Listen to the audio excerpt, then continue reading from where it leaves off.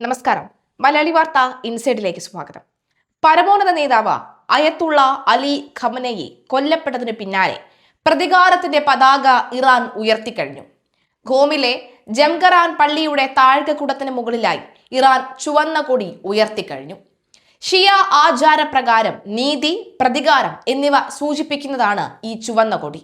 രക്തസാക്ഷിത്വം, കൊടിയ അനീതി എന്നിവയുണ്ടാക്കുന്ന സാഹചര്യത്തിലാണ് ഇത്തരം കൊടികൾ സാധാരണ നിലയിൽ പള്ളികൾക്ക് മുകളിൽ ഉയർത്തുന്നത്.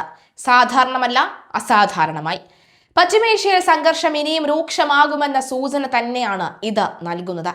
പരമോന്നത നേതാവ് അയത്തുള്ള ഖമനയെ വധിച്ചതിനെതിരെ ഇറാൻ നടത്തിയ തിരിച്ചടിയിൽ 3 അമേരിക്കൻ സൈനികർ കൊല്ലപ്പെട്ടുവെന്ന വിവരവും പുറത്ത്. കുവൈത്തിലുള്ള അമേരിക്കൻ ബേസിലെ സൈനികരാണ് ഇറാന്റെ ഡ്രോൺ ആക്രമണത്തിൽ കൊല്ലപ്പെട്ടത്. അമേരിക്കൻ സൈനികർ കൊല്ലപ്പെടുകയും GCC രാജ്യങ്ങൾക്ക് നേരെ ആക്രമണവും കടുപ്പിച്ചതോടെ ആകെ കലികയറിയ അവസ്ഥയിലാണ് ട്രംപ്. ഇതോടെ യുദ്ധം മുറുകാൻ ഇറങ്ങി തിരിച്ചിരിക്കുകയാണ് ഇദ്ദേഹം.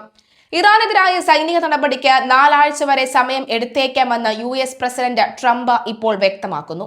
ഇതൊരു 4 ആഴ്ചത്തെ പ്രക്രിയയാണ്. 4 ആഴ്ചയോളം എടുക്കുമെന്നാണ് ഞങ്ങൾ കണക്ക് കൂട്ടുന്നത്. അതൊരു വലിയ രാജ്യമാണ്. 4 ആഴ്ചയോ അതിൽ കുറവോ സമയമെടുക്കും. ബ്രിട്ടീഷ് പത്രമായ ഡെയിലി മെയിലിനോട് ട്രംപ് പ്രതികരിക്കുകയായിരുന്നു. ഇറാനുമായി കൂടുതൽ ചർച്ചകൾക്ക് തയ്യാറാണെന്ന് ട്രംപ് പറഞ്ഞെങ്കിലും അതുടൻ സംഭവിക്കുമോ എന്ന് വ്യക്തമാക്കിയിട്ടില്ല. അവർക്ക് സംസാരിക്കാൻ ആഗ്രഹമുണ്ട്, പക്ഷെ ഞാൻ പറഞ്ഞു, കഴിഞ്ഞ ആഴ്ചയാണ് നിങ്ങൾ സംസാരിക്കേണ്ടിയിരുന്നത്, ഈ ആഴ്ചയല്ല എന്നും ട്രംപ് പറഞ്ഞു. ഇറാനു നേരെ ചരിത്രത്തിൽ ഒരിക്കലും കണ്ടിട്ടില്ലാത്ത വിധത്തിലുള്ള അതിശക്തമായ സൈനിക നടപടി തുടരുമെന്ന് അമേരിക്കൻ പ്രസിഡന്റ് ട്രംപ് അറിയിച്ചു കഴിഞ്ഞു. ലക്ഷ്യങ്ങൾ പൂർണ്ണമായും കൈവരിക്കുന്നതുവരെ സൈനിക നീക്കം തുടരുമെന്ന് അദ്ദേഹം മുന്നറിയിപ്പ് നൽകി.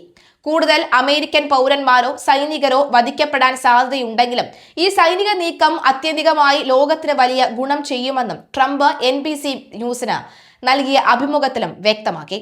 ഇറാന്റെ പരമോന്നത നേതാവിനെയും ഡസൻ കണക്കിന് ഉന്നത ഉദ്യോഗസ്ഥരെയും വധിച്ച സൈനിക നീക്കം നിശ്ചയിച്ച സമയത്തേക്കാൾ വേഗത്തിലാണ് പുരോഗമിക്കുന്നത് എന്ന് ട്രംപ് അവകാശപ്പെട്ടു.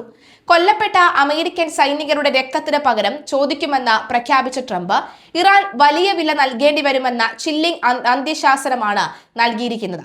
അമേരിക്കൻ സേനയ്ക്കെതിരെ ഇറാൻ നടത്തുന്ന നീക്കങ്ങൾ ഇനി വെച്ചുപൊറിപ്പിക്കില്ല എന്ന് ട്രംപ് വ്യക്തമാക്കി കഴിഞ്ഞു. നമ്മുടെ വീരന്മാരുടെ ജീവനെടുത്തവർക്ക് സമാധാനമായി ഉറങ്ങാൻ കഴിയില്ല.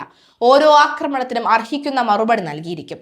ഇത് വെറുമൊരു മുന്നറിയിപ്പല്ല, നടപ്പിലാക്കാൻ പോകുന്ന തീരുമാനമാണെന്നും ട്രംപ് പറഞ്ഞു. തന്റെ ഭരണത്തിന് കീഴിൽ ഇറാനെ നിലയ്ക്കു നിർത്താമെന്നും അവരുടെ ആണവമോഹങ്ങൾ ഒരിക്കലും അനുവദിക്കില്ല എന്നും ട്രംപ് വ്യക്തമാക്കി. ഞാൻ തമാശ പറയുകയല്ല, അവർക്ക് കാര്യങ്ങൾ വ്യക്തമായി അറിയാം. മുൻപ് ഞാൻ കാണിച്ചതിനേക്കാൾ വലിയ കരുത്ത് ഇനിയുള്ള ദിവസങ്ങളിൽ അവർ കാണും എന്നും ട്രംപ് പറയുന്നു. മുൻ ഭരണകൂടത്തിന്റെ നയങ്ങൾ ഇറാനെ സാമ്പത്തികമായി സഹായിച്ചുവെന്നും എന്നാൽ താൻ വന്നതോടെ ആ പണമൊഴുക്ക് നിലച്ചുവെന്നും ട്രംപ് അവകാശപ്പെടുന്നു. അമേരിക്കൻ താൽപര്യങ്ങൾക്കും സൈനികർക്കും നേരെ ഏതെങ്കിലും തരത്തിലുള്ള നീക്കമുണ്ടായാൽ അതിന് ഇരട്ടി പ്രഹരം നൽകാനാണ് പെന്റഗണിന് നൽകിയിരിക്കുന്ന നിർദ്ദേശമെന്നും അദ്ദേഹം സൂചിപ്പിച്ചു. ട്രംപിന്റെ പ്രസംഗത്തിന് പിന്നാലെ പശ്ചിമേഷ്യയിൽ സംഘർഷാവസ്ഥ പാരമ്യത്തിലെത്തിയിരിക്കുകയാണ്. കഴിഞ്ഞ കുറച്ച് ദിവസങ്ങളായി മേഖലയിലെ US സൈനിക താവളങ്ങൾക്ക് നേരെയുണ്ടായ ആക്രമണങ്ങളാണ് ട്രംപിനെ ചൊടിപ്പിച്ചത്. പുതിയ നേതൃത്വം ചർച്ചയ്ക്ക് സന്നദ്ധ അറിയിച്ചു. ഇറാനിലെ പുതിയ നേതൃത്വം ചർച്ചകൾക്കായി ബന്ധപ്പെടുമെന്നും ട്രംപ് അവകാശപ്പെട്ടു. അവർ ചർച്ചയ്ക്ക് താല്പര്യം പ്രകടിപ്പിച്ചിട്ടുണ്ട്. താൻ ചർച്ചയ്ക്ക് തയ്യാറാണെന്നും ട്രംപ് പറഞ്ഞു. ഇത് അവർക്ക് നേരെ ചെയ്യാമായിരുന്നു, എന്നാൽ അവർ വളരെയധികം കാത്തിരുന്നു. അവർക്ക് കുറച്ചുകൂടി പ്രായോഗികമായ രീതിയിൽ പ്രതികരിക്കാമായിരുന്നു എന്നും ദ അത്ലറ്റിക് മാഗസിൻ നൽകിയ അഭിമുഖത്തിൽ ട്രംപ് പറഞ്ഞു. ഇറാനിലെ വിപ്ലവ ഗാർഡുകളോടും സൈന്യത്തോടും ആയുധം വെച്ച് കീഴടങ്ങാൻ ട്രംപ് ആവശ്യപ്പെട്ടു. സ്വാതന്ത്ര്യം ആഗ്രഹിക്കുന്ന ഇറാനിലെ ദേശസ്നേഹികൾ ധൈര്യപൂർവ്വം മുന്നോട്ട് വരണം. നിങ്ങളുടെ രാജ്യം തിരിച്ചുപിടിക്കാനുള്ള നിമിഷമാണിത്. അമേരിക്ക നിങ്ങൾക്കൊപ്പമുണ്ട് എന്ന് അദ്ദേഹം ഇറാൻ ജനതയോട് ആഹ്വാനം ചെയ്തു.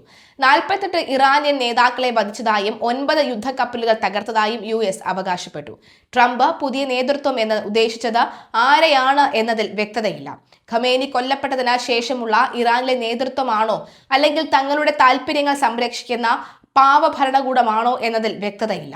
ഇറാൻ വിദേശകാര്യമന്ത്രി അബ്ബാസ് അരഗച്ചി ചർച്ചയ്ക്ക് തയ്യാറാണ് എന്ന് അറിയിച്ചതായി ഒമാൻ വിദേശകാര്യമന്ത്രിയും അറിയിച്ചിട്ടുണ്ട്. ഒമാന്റെ നേതൃത്വത്തിലാണ് നേരത്തെ ഇറാൻ സമാധാന ചർച്ചകൾ നടന്നുകൊണ്ടിരിക്കുന്നത്. അതിനിടെയാണ് ഇറാനെതിരെ ഇസ്രായേൽ ആക്രമണം നടത്തിയത്. ഇനി ചർച്ചയ്ക്ക് ആര് മുൻകൈ എടുക്കും എന്നതാണ് പ്രധാനം.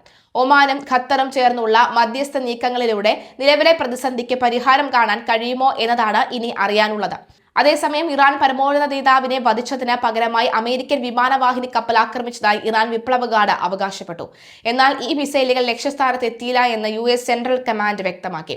ഇതിന് പിന്നാലെ ഇറാൻ പള്ളികളിൽ പ്രതികാരത്തിന്റെ ചുവന്ന കൊടി ഉയർത്തിയിരിക്കുകയാണ്. ഇതിനു മുൻപ് കണ്ടിട്ടില്ലാത്ത വിധത്തിലുള്ള പ്രഹരം അമേരിക്കയ്ക്കും ഇസ്രായേലിനും നൽകുമെന്നാണ് ഇറാന്റെ ഭീഷണി.